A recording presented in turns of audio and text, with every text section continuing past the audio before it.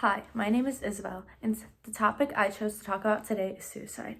I chose to talk about suicide because it is not something that is widely talked about within the church, and I feel as though we should start implementing mental health groups to talk about suicide or just talk about depression or anxiety or loneliness. So it's not something that we have to feel ashamed about. Instead, we know that we can go to the people within our church for genuine encouragement and just to have people who support us and just pour their love into us. And I think that is something that each and every single one of us need.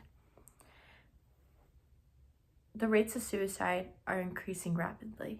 In the year of 2022, statistics had stated that 13.2 million have thought about suicide, 3.8 million made a plan for suicide, and 1.6 million attempted suicide.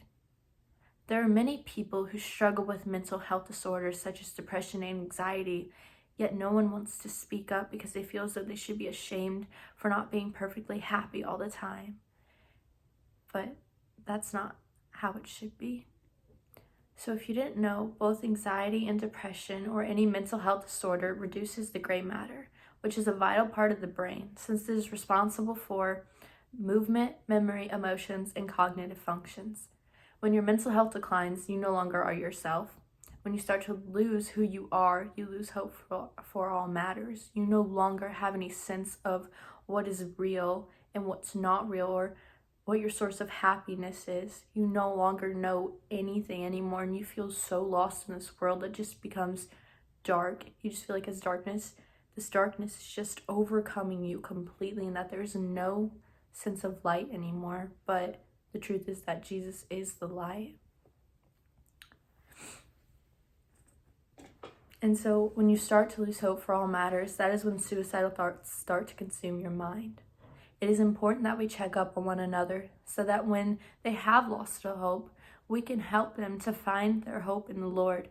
The church and pastors should care because it's important to make sure that the church is healthy, or that they be physically, mentally, or spiritually.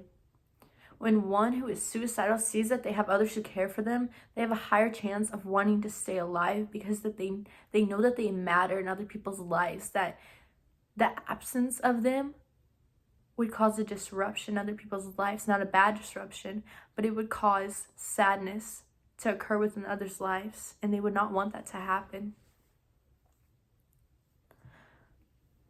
For the church and pastors, making sure that your congregation is well shows that your ministry is not about just preaching on stage, but it's about creating genuine relationships you're able to depend on for support when you're mentally unwell, that you don't have to think, oh, I have to put on an act today because I want them to think that I'm okay even though I'm not. But instead, you have this sense of comfort in going to your congregation and knowing that they're going to help you through. They're going to see it all the way through.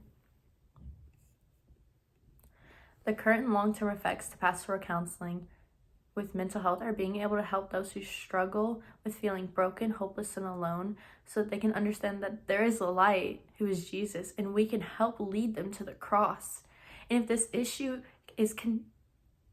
issue is avoided, then the church and the community will start to decline in mental health and increase in suicidal rates.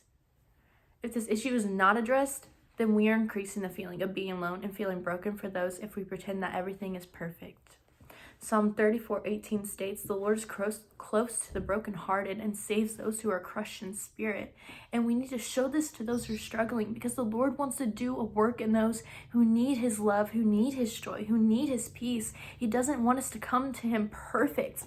He wants us to come to Him broken so that He can bind us back together, so that we can come to Him for our healing process, so that we can just rely on Him completely. And if we fail to express that the Lord wants those who are broken, then we are doing an injustice to the Lord, and we are doing an injustice to His people.